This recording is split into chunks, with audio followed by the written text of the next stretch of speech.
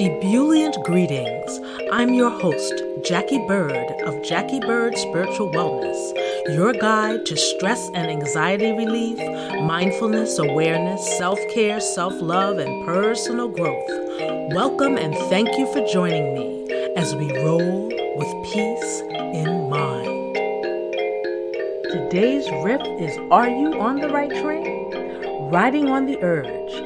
These episodes feature people who are doing their thing, they follow their heart and their passion, and they create how they want, what they want, when they want, and they are riding on the right train. Today's spotlight is Jennifer Jones, the first African-American Radio City Music Hall Rockette, a colon cancer survivor and advocate, a writer and actor. I just, seconds ago, stared upon this gorgeous woman that I have not seen in, 35. Oh my gosh. And, thank God for social media. That's the only way that we've been able to see each other, connect, and grow. But we haven't had a conversation. Now that we've gushed and everything and little tears and stuff, I am so grateful that you are here and that you have taken time to talk with us and share your journey. Please introduce yourself and tell us where you are from. My name is Jennifer Jones. I'm from West Orange, New Jersey, and I am the first African-American Radio City Music Hall Rockette. And bam, bam, bam, bam. And you know what? I think that around the last time that we saw each other, you told us that you had gotten this job. Yeah. So, folks, y'all heard of the Rockettes, the world-renowned Rockettes. In the 1980s, what year was that, Jen? It was 1987 that I was hired. Yeah. There had been no African-American Rockettes in the history of rocketting. There had been none, zero, zilch, nada. So the last time I saw you was around the time that you shared that with us. And what was so cool is that we were on that journey with you. Yes. And we were bouncing around on the hardwood trying to get a job, right? Trying to get a gig. Yes. And young dancers, singer, actresses, wannabes. And, by that point, though, I had been touring and stuff. So, we were in the throes of our career at that point.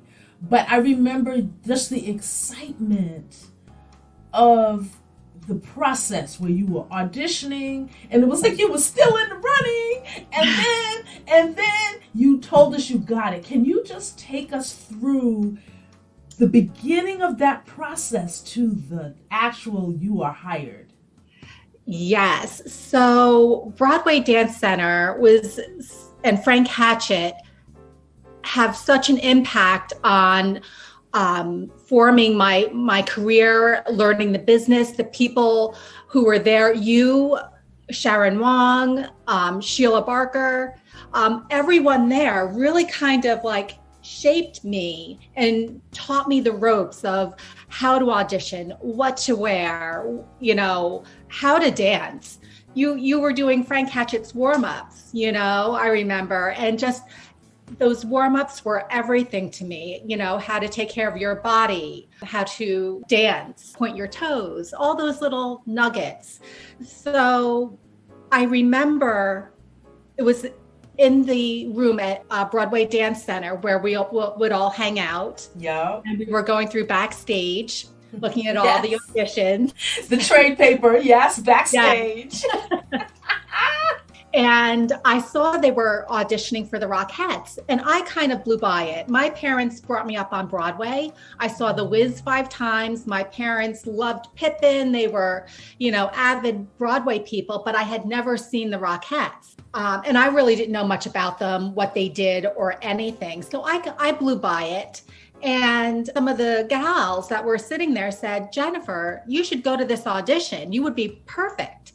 Apparently they had known the Rockettes, but I did not.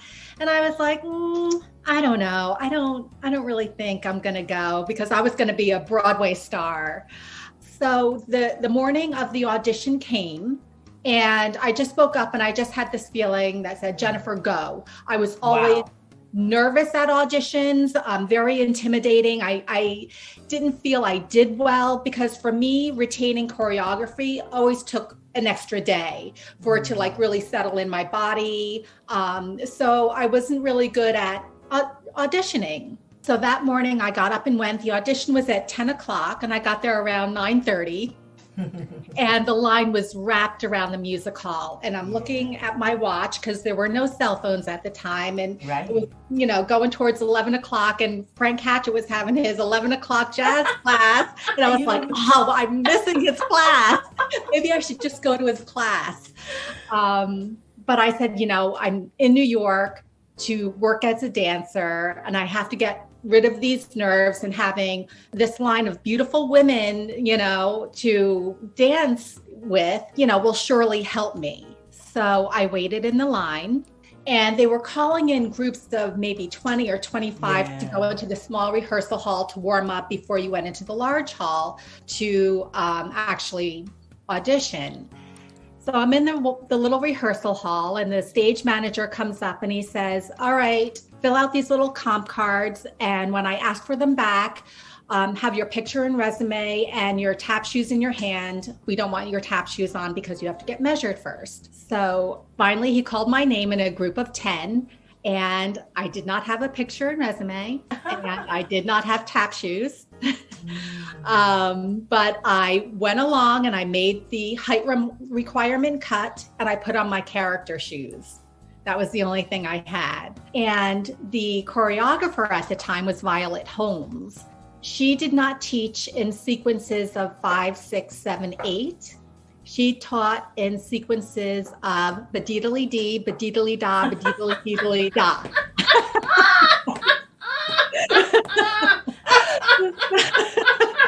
I'm laughing because, just to let our audience know, people count, but a lot of people, choreographers, we do sound. We do sounds. So like the kids that I work with, they will do me. Like if I give a move that I really want to accent, I go ba-da-da-doom. Then I have like 80 kids going ba-da-da-doom. But that's how you remember and get the choreography into your body faster, I think, than actually counting. Absolutely. And also great naming, parts of, like a 32 count, like a circle of kicks, and the choreography for that. And then you go into, the soldier or something. So little names like that also helped me. But at this audition, I was not prepared for not having counts. So I made it through the audition. Of course, we had to do high kicks and can kicks, because they were hiring for Super Bowl and the Cheetah Rivera tour. So they were, there were two different shows that they were hiring for.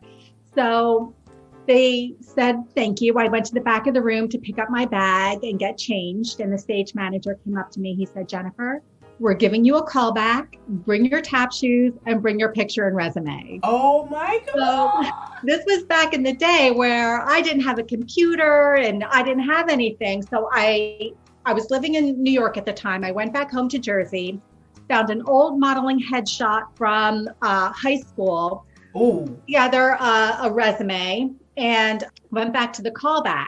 So at the callback, of course, there weren't as many women, but I do remember one other Black woman being there. She was a Broadway girl. I was dating someone at the time who they were doing the same show, and I had met her before. And she was looking at me kind of competitively, but I didn't. She's trying to stare you down. Yes, but I did not know that they were searching for a Black woman. I did not know the history of the Rockettes. I knew nothing. So she knew, with her being in that, that groove of knowing you probably had an agent and everything, she knew that they were looking for a Black girl. I just kind of did my thing and I left. And I guess it was a few months later, I walked into the apartment and the phone was ringing, and I rarely answered the phone. And I usually let it go to, it was a voice recording. But this time I decided to answer it. And I picked it up and she said, "Hi, Jennifer, this is Violet Holmes." And I was not expecting it. And she said, "I'd like to offer you the Super Bowl halftime show." And I got nervous and I broke out in a sweat and I said, "Can I call you back?" Are you kidding me? Are you kidding me? No, I was like, I got nervous. I was 18 years old, 19 years old. I was just, so I called her back a half hour later and I said, yes, of course. I'd love to do the Super Bowl halftime show. And it was my first professional job, aside from doing videos and some modeling jobs. So this was like on a grander scale. So it kind of gave me that jolt of, this is happening. So I signed on to do it. And a few nights later, I was up watching the 11 o'clock news.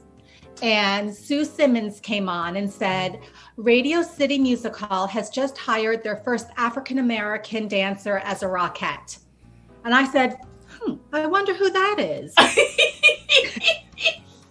They didn't say anything to me. They didn't tell me. They told me nothing. My mother called me and she said, "Jennifer, is that you?" I said, "I don't know. Nobody said anything." To later find out that it was me, and I was thrown into media training and publicity events and talking about, the Rockettes and the hiring me as the first African-American woman. So you had to do a lot of catching up in terms of history and learning about the Rockettes and everything. I did try, but a lot was hidden from me. And I was so busy at the time and the founder was still alive. Wow. So there was a lot going on. There were some people who were very happy that the line was getting revamped. Right. Yeah, I know. But there were people who did not want me there, and they made it clear. And some of those people were in the publicity department who could take advantage of making me look not so good in a certain type of light. Wow. But on the other hand, there were people who were happy to see, finally. How many years had it been before they hired you? So the Rockettes were founded in 1925 in St. Louis, Missouri. Russell Market, he wanted a line of women who looked like the Tiller Girls. It came off of an idea from the Tiller Girls. And he wanted the line of having all these women look like one dancers doing the same choreography and end with a kick line. And he thought that having a woman of color on the line would distract and it would not look like all one dancer. The Rockettes' home, Radio City Music Hall, became their home in 1932. So that's where they get the name Radio City Music Hall Rockettes. But they were founded in 1925, but their home was established in 1932. So he was alive and he still did not want a woman of color on the line. And it was his 90th birthday party. And a lot of the Rockettes were going, and even some of the newly hired Rockettes were going to go, but I was not invited. So he was still like in this mindset of thinking that this was going to distract and, bring the line down. I think. I can't speak for him, but that's my thought process. One of the ladies in the media department, going on to a line of 36 women who have been there for about 25 years. They have their family. They know the choreography. They know how to do the kick line. They know all the lingo. And for me coming in, I had a lot of catching up to do. There were two things that really stood out to me at 19 and being thrown into this trailblazing position and, being, representing other women and, opening doors. She said, "Don't worry about media. We'll wait till you feel comfortable with the choreography, then have them come into rehearsal So, you can get a good feel of what's going on. The first day I was sent into a costume fitting that took about 45 minutes.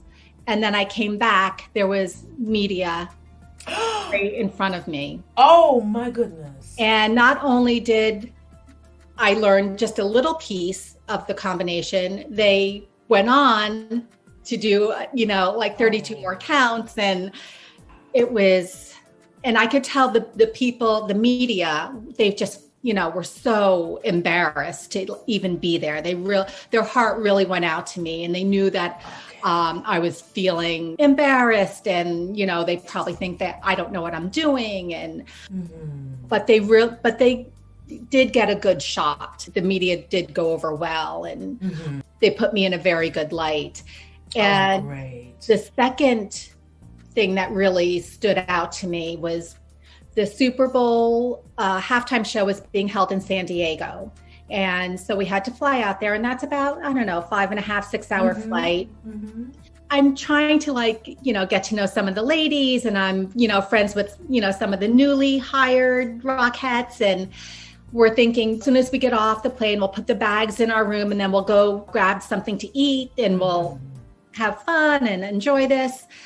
The publicity director's assistant came up to me and said, as soon as we land, she wants to see you in her hotel room. So I get off the plane and I went out to get something to eat. I was young, everybody's going, and I just went. I get back to the hotel and the assistant is pacing back and forth in the lobby. He's like, she wants to see you right now. I go up to the room. She's up there and she says, nobody cares about you. You're old news. Nobody cares about you. That's it.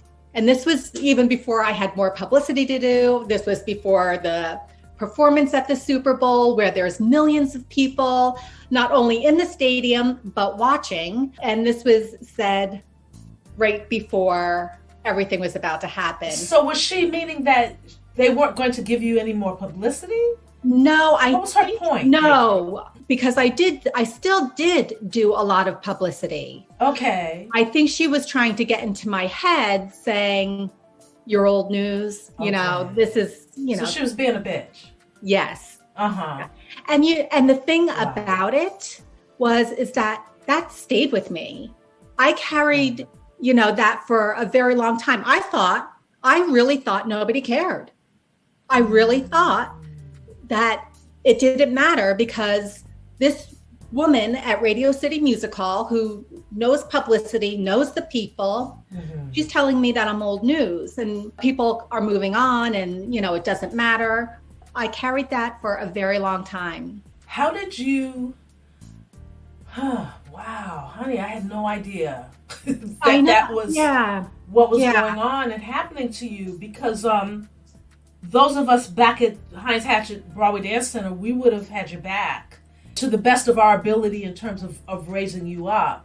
Because, the thing about the folks that, like you and people that were, considerably younger than us, we looked out for you guys. You guys were like our babies, and we felt very protective about you guys. And if we had known about that, oh my gosh, we would have had a fit. For one thing, we would have had a fit. I don't know, we didn't, like you said, we didn't have social media at that time to be able to go and blog about it, but I think that it would not have boded well for them in a way, because word would have gotten out.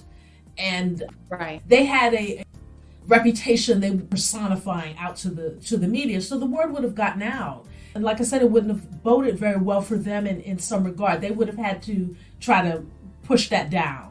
Right. All right, so that stayed with you for a very long time. How did you get past that? Well, to be honest with you, I still think that creeps in every now and then. And I think that so much so that it made me feel so low that it even crept into relationships that I chose to be in. Yes, and I understand. So it's amazing what one person can say that has no attachment to me, can affect you. But you had her up here and you were here. She was this all-powerful publicist, and you were just a newbie.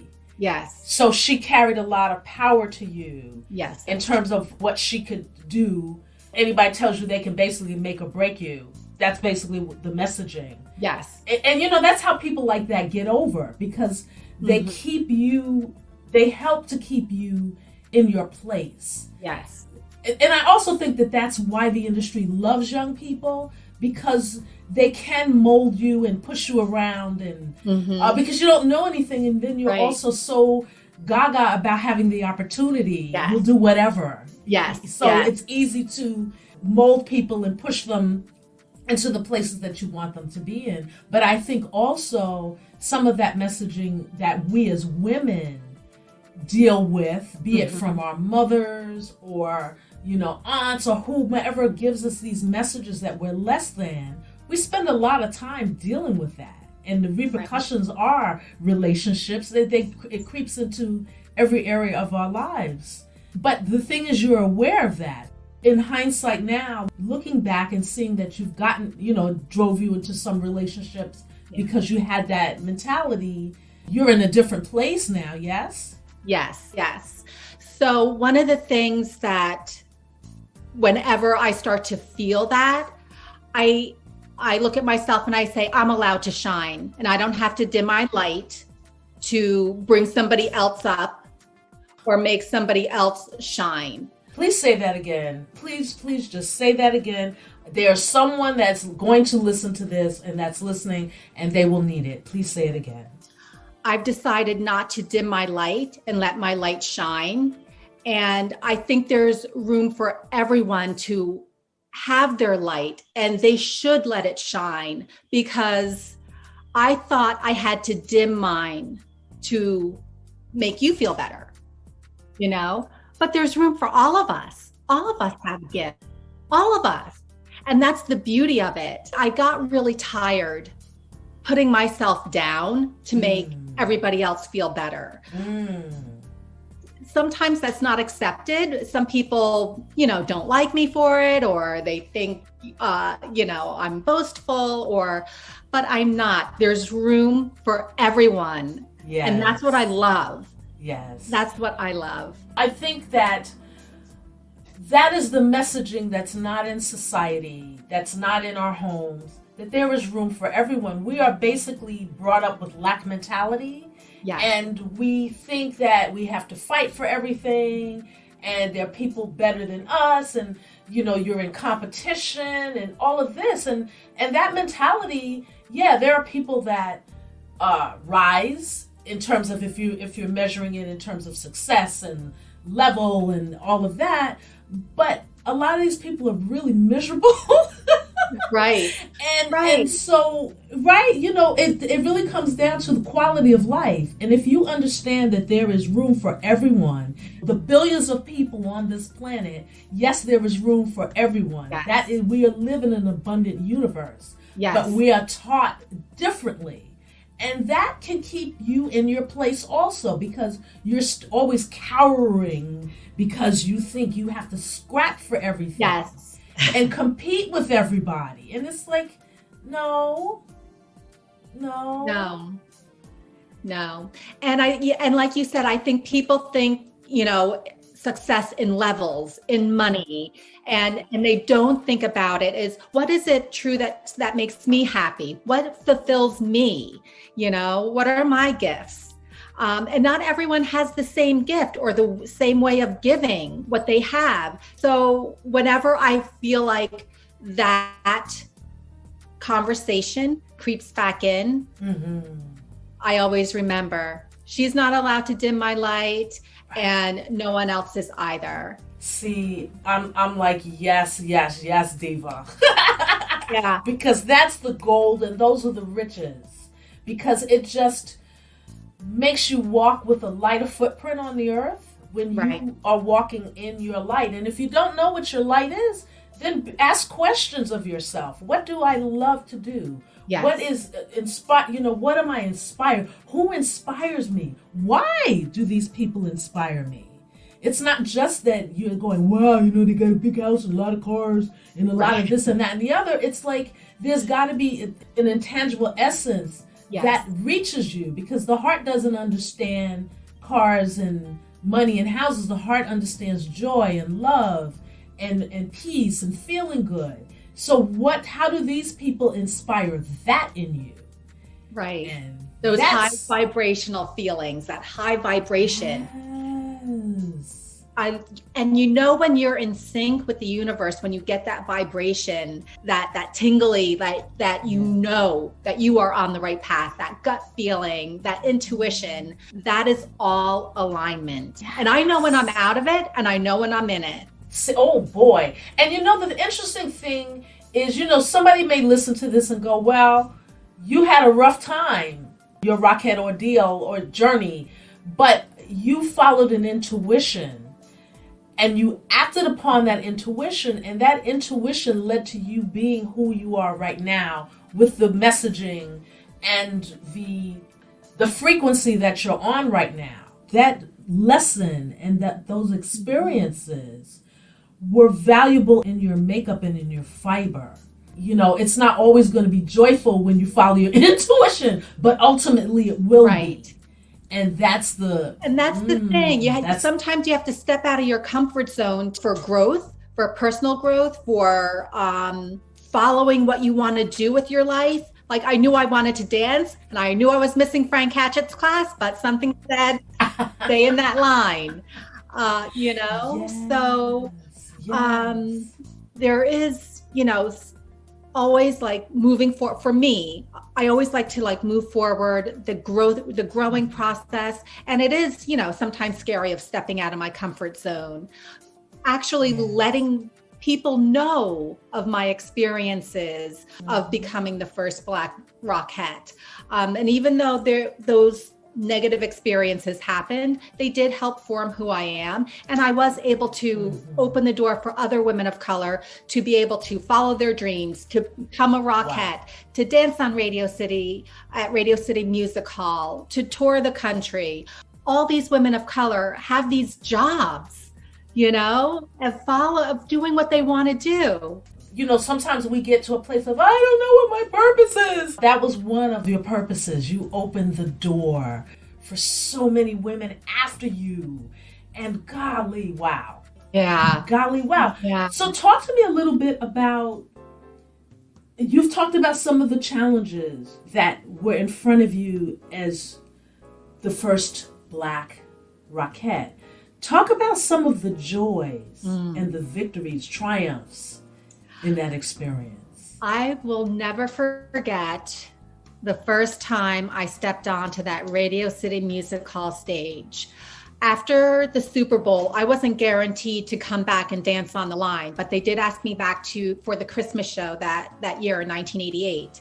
So that was my first Christmas show there. And the first time the Radio City, the Rockettes, had a woman of color dance on that stage as a Rockette in that line. I remember it was during tech, and we were doing the kick line full out. And I just remember looking out in the house and seeing this gorgeous theater that seats 6,000 people. And it kind of jolted me. It took my breath away. The woman next to me, she's like, are you okay? And I said, yeah. She's like, the first time will always take your breath away. So she knew what I was looking at and what I was feeling. And that moment, I will never forget. It was amazing. Simply amazing. Just extraordinary. I think Radio City is the most beautiful theater I've ever performed in. A historic landmark in New York City. It has the Carroll Stairs, the Passerelle. It has moving elevators, a turntable. And the design was made to feel like you were in a sunset. It's just the coloring, the way the carpet is put in. They redid all the chairs and the contour. They have 2 organs that play during the Christmas show, 15 minutes before and 15 minutes after. It's just a beautiful, beautiful place. That is pretty awesome. So how long were you on that line? I was a Rockette for 15 years. And Wow. during that time, I was able to have 2 children and a leave of absence. It was a rostered position. So at that time, women could take maternity leaves and then come back and have their place on the line, take a leave of absence if they had to take care of a family member or if they were ill, and then come back and have their place on the line. You had full-time benefits. As I was leaving Madison Square Garden, Jim Dolan bought the Rockettes and he broke the roster. So now the women have to audition every year. There's no job security. There's no maternity leave. There's no leave of absence.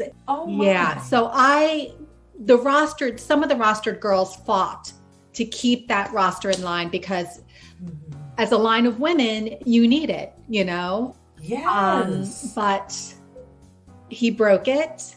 And at that time, I was on a leave of absence. I was doing 42nd Street on Broadway, but I still went and I picketed and I, was talking to the media about not breaking the roster. But unfortunately, it was broken. You mentioned that you were doing 42nd Street on Broadway, one of the most famous musicals to run on Broadway ever, ever, ever, ever. Had you left the Rockettes to take 42nd Street? Yes. So my last Rockette job was the inauguration of Bush Jr. in Washington, D.C. And actually on the train ride back, I got a call to audition for 42nd Street. So I went on that audition and I got it. And so I took a leave of absence for the Christmas show. I hadn't given up my spot yet. And during that time, that's when Jim Dolan decided to break the roster when I was at my first year on 42nd Street. After he broke the roster and my big mouth of trying to keep it, I was like, there's no way that he's going to have me on this line. So that's when I decided to leave. Wow. What a turning point. Yeah. So from that point, from that point, you did 42nd Street and then what happened after that? Did you do other Broadway shows? I did not. I did 42nd Street from beginning to end, and that closed in 2005. At that point in my life, my kids were very young. They were about 4 and 5, and I was going through a horrific divorce. So, know about that. I had one of those.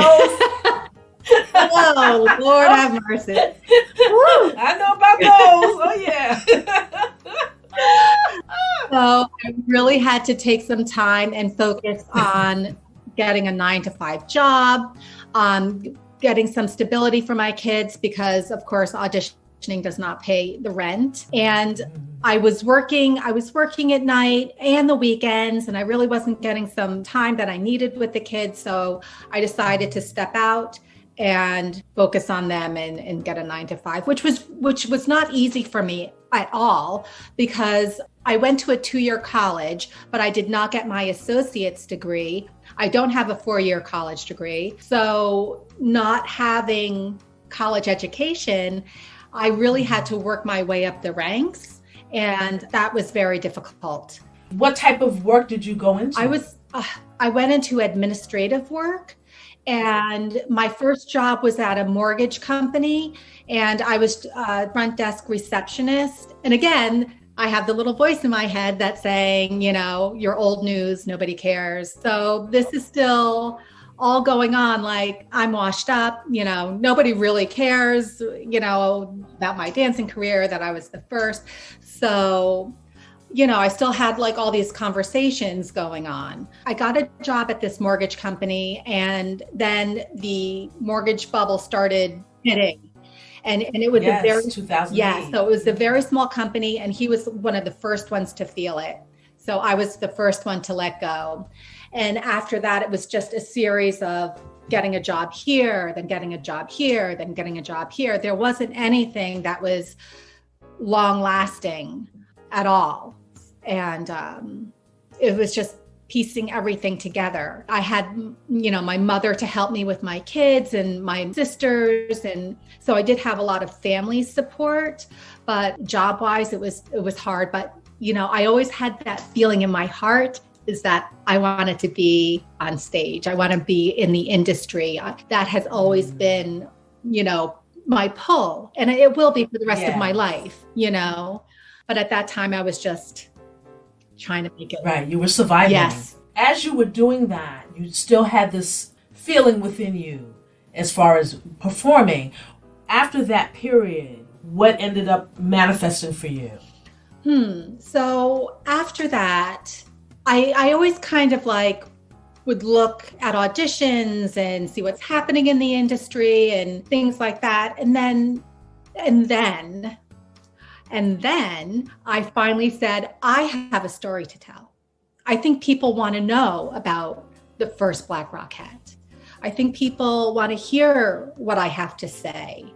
So I started working on writing a book. So I would start writing and then I would put it down and then I would start again and I would put it down. And so just constantly working on that. And then finally I had someone to help me and we started working together and, you know, she knew how to do the ins and outs of the book and we're working on that. And then I met someone who I worked on 42nd Street with who became a screenwriter. And so she's like, you know, we need to get your story out there. So in 2017, I went out to LA and we pitched my life story to several different networks and producers. We did get a lot of good feedback. However, they wanted to have a book in place. And I did not have a book deal. So I came back. It was December of 2017. And then in 2018, I was diagnosed with stage 3 colon cancer. So 2018 was just getting my health back together. Yes. Vegetarian over 30 years, exercised every day, no family history of colon cancer. Wow. Stage 3 colon cancer. Had you had any symptoms? Anything feeling a little off or? Well, I had just turned 50 and I thought, you know, maybe it's menopause. Maybe I'm a little bit more gassy, a little bit more bloated. I'm under stress. Maybe it's just stress. Maybe it's IBS. Me? Right. Colon? Right. Are you really? Right. Vegetarian for 30 years, exercise. Yes. It was a shock. And of course, I never planned to have medical expenses like that. Right. I had actually left my job to go out to LA. And the job that I had at the time was a very high stress job. And I thought maybe that was it.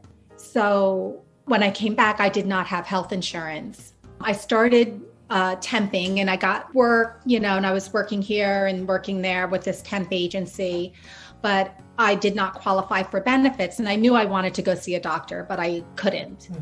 So as soon as I qualified, I signed in and I got a colonoscopy. Well, I should take you back. I went to see the doctor and I said, you know, I would really kind of like to be seen soon. I think something's wrong. She looked at me and she's like, you know, you seem like really healthy. Right. 2 weeks later, I go for my colonoscopy. I don't know if you've ever had one. I hope you have. And I hope people who are 45 years old, you need to go get a colonoscopy. That's the age. If you do not have any symptoms, go have a colonoscopy now. After coming out of the anesthesia, I was sitting there and she said, you have cancer and you have about 5 years. Oh my goodness gracious. I did not tell anyone. I didn't tell my boyfriend at the time. I did not tell my parents, my sisters, my children. We were planning a family vacation the end of June. My father lives in St. Croix. We were all planning to go, my sisters and their children, and my daughter and I have a son and a daughter, and my daughter had not been talking to me for a couple of years, but she was willing to go on this vacation. And this was going to be the vacation where we reconnect and start over and get through this. So I made sure it was the best vacation possible. And it was the last day of my vacation that I sat down with my family and I told them that I had cancer and I had 5 years, which is a lie. I have more than 5 years. I'm going to be around for a very long time. And they said, you need to go to Sloan. So I made my appointment at Memorial Sloan Kettering and 8 rounds of chemotherapy and 1 surgery later, I am cancer free. Okay, another moment I'm about to cry. All right. Oh boy, my stepmom had colon cancer. Oh, Jackie. Yeah, she was stage 3, and she was in her late 70s. Oh. Yeah, and she had other issues, high blood pressure, etc. But I'm telling you, that woman is, she's something else. And she's cancer free. Yes. And she, has had some issues this year. But the thing that I have seen is her spirit and her intention. And how did you get through that period? I really had to sit down and get a good look at my life and figure out what is happening. And I realized that I was letting a lot of insignificant things get to me. And so I had to sit down and let that go and focus on what matters. What am I here for? What are my gifts? What do I want to do with my life? And heal my body. So that's what I did, a lot more meditation, a lot more of white light therapy, cleaning my body. And just, it really changed who I am. And I'm a staunch advocate for early screening, detection. I'm a buddy with the Colorectal Cancer Alliance. I help other people who are going through chemotherapy treatments, and if they have questions or they need someone to talk to, I'm on call. And of course, if they ask me to be a part of an outreach, I always take part in that. It really changed my life. And I just recently had a colonoscopy last week, and they said, I'll see you in 3 years. Colonoscopies save lives. A lot of people are afraid of the prep, but if you have no symptoms and are healthy, you can do a blood test in your doctor's office. You can do a home test. There are different ways that make sure that you're healthy and you don't go through what I went through. So in doing all of that, I've written a children's book, and HarperCollins has purchased it, and it's currently being illustrated. I'm screaming. Okay, I'm screaming right now. I can't scream because I'll just, distort the mic. But okay. All right. Continue, my dear. So I'm hoping that'll be out in the fall of 2022. I'm currently writing my memoir still, and that my agent will be shopping that within the next. Your agent, my dear. Yes. We have a book yes, agent. Yes, I have a literary agent, a book agent. Yes. Oh. So I'm working on that, and some other little nuggets that I'm not really allowed to talk about yet. It's really allowed me to focus and really pursue what I want to do with my life. And for that, I'm grateful. I'm grateful for everything. I'm really grateful. I wake up every day and I say, thank you, God. Thank you for my health. Thank you for my job. Thank you for letting me follow my dreams. Thank you for my, guiding me with my intuition. Thank my ancestors. I know my grandma has been with me. I feel her spirit. So just wake up in a thankful way each morning. It's life-changing. It's absolutely life-changing. Once you get that gratitude shift and you really feel it, it's life-changing. Woman, lady, sister, friend, thank you. My goodness, you have dropped pearls, jewels, money, rich as gold, Bitcoin. You have just dropped so much wisdom, and thank you so much for sharing your journey with us. Oh my goodness. Thank you for having me. Thank you so much. And it's been such a pleasure just watching you flourish, and with your business and your meditations and being on the news. The world needs more of this, needs more of you. Thank you. Oh my gosh, I'm gonna cry. Thank you, honey. Oh, goodness gracious. I hope that you enjoyed that and was thoroughly inspired and uplifted by what you heard. If you are in a situation currently that is unfulfilling to you, be it a job or a career you've been pursuing, and you feel like there's something else that you really want to do, or you already know what that is, get quiet, sit still, Breathe in and out deeply and begin to envision what that is that you wish to create. And remember, there's nothing too big. It's only small ideas. Think big and write that down. What is it that you wish to create? Write it down, put it in your phone, speak it out loud to people that are supportive of you, and go for it. Go for it. Don't delay. Start now, even if you plot in your mind what your escape plan is going to be. But go for it. This life is meant to be lived to the fullest. Take advantage. No matter what is happening in your life right now, there can always be room to create more. Thank you so much for listening. Please remember to visit JackieBirdSpiritualWellness.com. Join my mailing list. I have audiobooks, guided meditation videos, and audio and meditation music, everything for inspiration and to help you relieve stress, increase your mindfulness and awareness and presence.